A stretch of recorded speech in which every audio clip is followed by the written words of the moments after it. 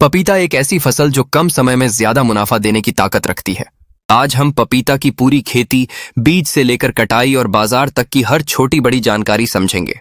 पपीता एक उष्णकटिबंधीय फल है जो भारत में लगभग हर राज्य में आसानी से उगाया जा सकता है। इसकी सबसे बड़ी खासियत यही है कि यह जल्दी फल देने लगता है। जहां दूसरी फसलें 2-3 साल लेती हैं, वहीं पपीता 8 से 10 महीने में ही उत्पादन देना शुरू कर देता है। अगर सही तरीके से खेती की जाए तो 1 एकड़ में 3 से 5 लाख तक की कमाई भी संभव है। जलवायु और मिट्टी कैसी होनी चाहिए? पपीता की खेती के लिए गर्म और हल्की ठंडी जलवायु सबसे बेहतर रहती है।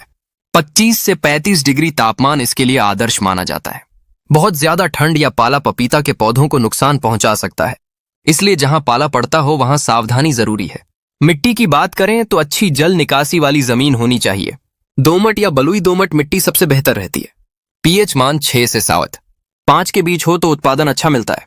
अगर खेत में पानी रुकता है तो पपीता की खेती बिल्कुल ना करें, क्योंकि इससे जड़ सड़ने की समस्या आ जाती है।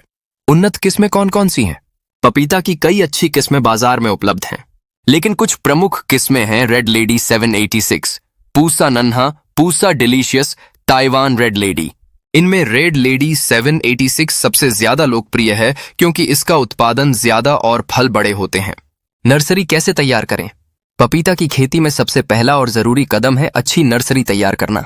बीज को सीधे खेत में भी बो सकते हैं, लेकिन नर्सरी बनाकर पौधे तैयार करना ज्यादा सुरक्षित रहता है। नर्सरी के लिए पॉली बैग में मिट्टी प्लस गोबर की खाद प्लस रेत मिलाएं। अच्छे क्वालिटी के बीज हिलें।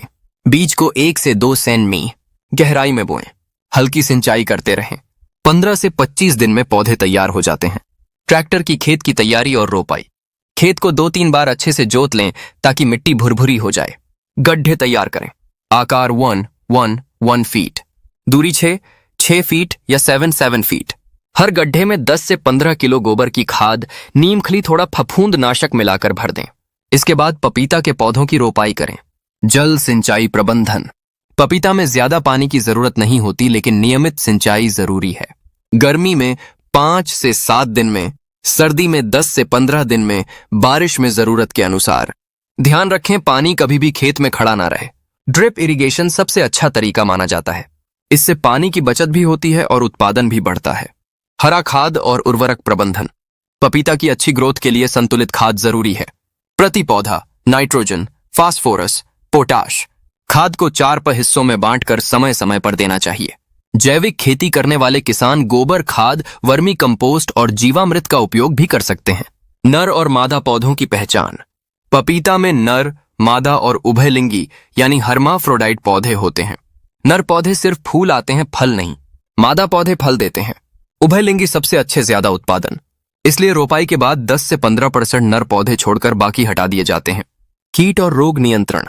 पपीता में कुछ मुख्य समस्याएं आती हैं। पहला वायरस, लीफ कर्ल या मोजैक। पत्तियां सिकुड़ जाती हैं, पौधा कमजोर हो जाता है। उपाय, रोगी पौधों को तुरंत हटाएं। सफेद मक्खी नियंत्रण करें। दूसरा, जड़ सड़न। पानी भराव से होती है,